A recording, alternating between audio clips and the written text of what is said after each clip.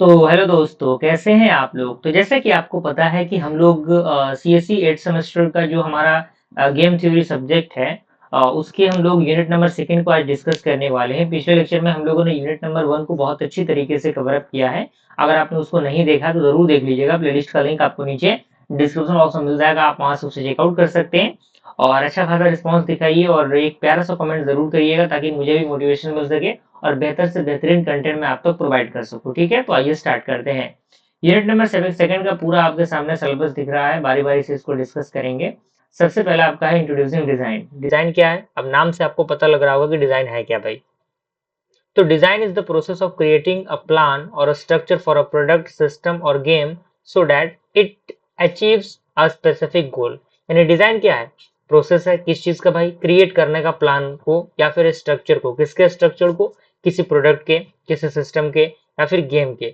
तो इसको हम अचीव कर सकते हैं इसके द्वारा एक स्पेसिफिक गोल को, यानी जो भी एक गोल होता है हमारा, उस स्पेसिफिक गोल को हम क्या कर सकते हैं इसके द्वारा अचीव कर सकते हैं। ठीक है, अब यहाँ पे कह रहा है कि इन game development design focuses on how the game works, how players interact with it and how enjoyable the experience is. समझिए, गेम डेवलपमेंट के अंदर डिजाइन का कंसेप्ट क्या करता है, ये बताता है कि आखिर कैसे गेम जो है वो वर्क करेगा, कैसे प्लेयर जो है वो इंटरेक्ट करेंगे एक दूसरे के साथ, कैसे वो उस गेम का कह सकते हैं कि एंजॉय ले पाएंगे, आनंद ले पाएंगे, क्या उनका एक्सपीरियंस बेहतर रहेगा कि नहीं। तो ये सारी चीजें गेम डेवलपमेंट के अंदर देखी जाती हैं।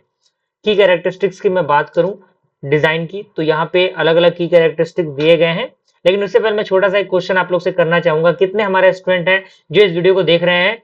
कौन कौन है जो पबजी खेलता है और किसका बेहतरीन गेम फ्री फायर है? जरूर आप लोग कमेंट के जरिए बताइएगा।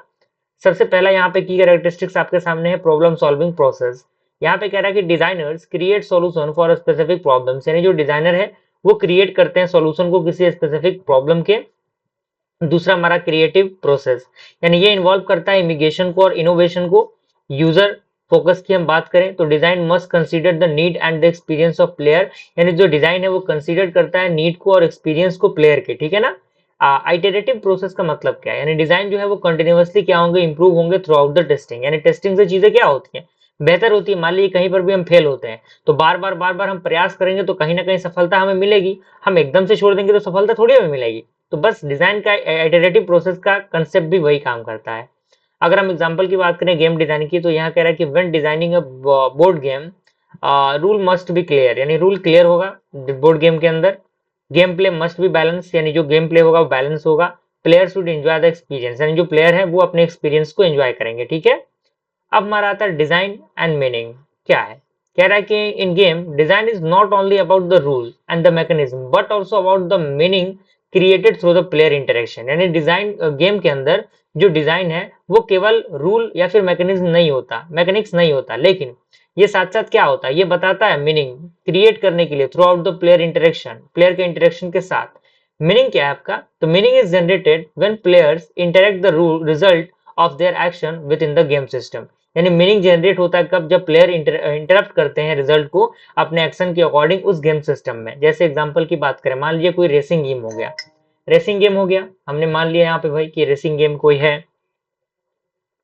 तो रेसिंग गेम यहाँ पे दिया हुआ है, आप यहाँ पे देखिए कह रहा है pressing the accelerator increase speed. यानी मान लीजिए जब हम एक्सेलरेटर को प्रेस करते हैं तो हमारा स्पीड क्या होता है, उस गेम के अंदर इंक्रीज होता है।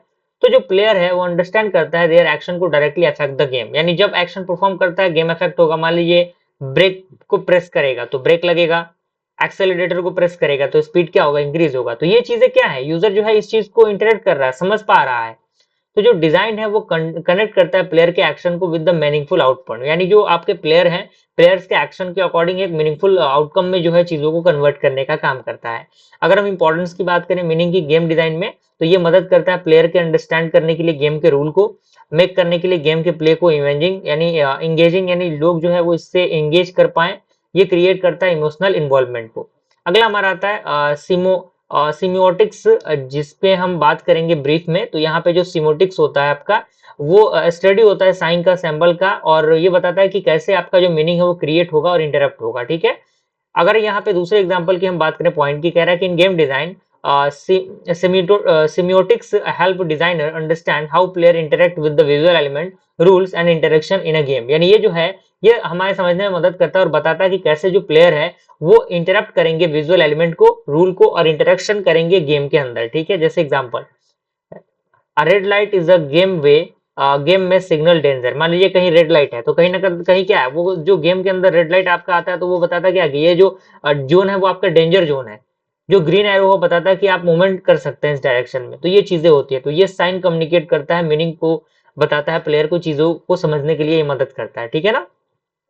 अब हमारा आता है फोर सिमोटिक कॉन्सेप्ट, यहाँ पे दिया हुआ है, चारों को हम डीप में समझेंगे। पहला आपका आता है साइन, यानी साइन एक प्रकार का रिप्रेजेंटेशन होता है किसी भी चीज का। जैसे ट्रैफिक सिग्नल की हम बात करें, वार्निंग सिंबल की बात करें, गेम के अंदर जो साइन है वो गाइड करता है प्लेयर को और कम्युनिकेट करता है इन्फॉर्मेशन के साथ। अगला हमारा आता है सिग्निफायर। तो जो सिग्निफायर होता है वो फिजिकल फॉर्म होता है साइन का। जैसे हम बात करें रेड कलर के वार्निंग साइन होता है, फ्लैश आइकॉन जो होता है स्क्रीन का, एंड ये मदद करता है प्लेयर को देखने के लिए और सुनने के लिए। ठीक है ना। अब यहाँ पे आता है सिग्निफाइड।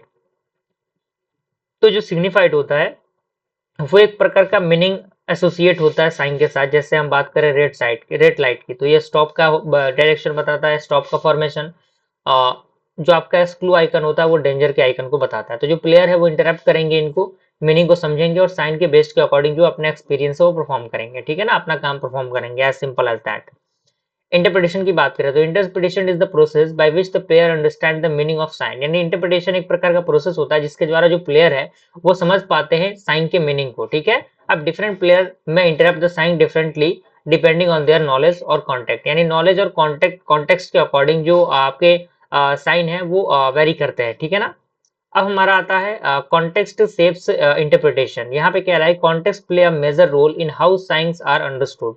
यानी जो कॉन्टेक्स्ट प्ले है वो एक मेजर रोल होता है जो बताता है कि आखिर कैसे साइन जो है वो समझा जा सके। और ये जो सिंबल है वो डिफरेंट मीनिंग कैरी करता है फॉर द डिफरेंट सिचुएशन। जैसे एग्जाम्पल की बात करें, स्क्रू सिंबल में मीन, यानी ये क्या बताता है कि जो डेंजर है, danger in a video game, यानी वीडियो गेम के अंदर एक डेंजर है, एक कहीं ना कहीं खतरे की निशानी है वहां पे। पॉइजन वार्निंग इन लेबोरेटरी, यानी लेबोरेटरी के अंदर पॉइजन, यानी जो पॉइजन का खतरा होता है वो बता देता है। Pirate assemble in story. तो ये चीजें होती है। तो जो मीनिंग है वो डिपेंड करता है इन्वायरमेंट पे, कल्चर पे और सिचुएशन पे। अगर हम इंपॉर्टेंस की बात करें कंटेक्स्ट की इन द गेम डिजाइन, तो यहाँ पे कह रहा है कि helps player understand game element correctly. यानी ये जो प्लेयर है उसको मदद करता है कि वो गेम को बेसिकली समझ पाए, देख पाए, करेक्टली उनको समझ पाए। ये प्रिवेंट करता है कंफ्यूजन को गेम प्ले के अंदर, और ये इंप्रूव करता है कम्युनिकेशन को between the game system and the player. और designer must carefully choose the symbol and sign that the player can easily interrupt. ठीक है, तो ये चीजें थी जो कि हमें यूनिट नंबर सेकंड के अंदर पढ़नी थी। अच्छा खासा रिस्पॉन्स आप इसको दिखाइएगा ताकि जल्दी हम लोग यूनिट नंबर थर्ड अपलोड कर सकें।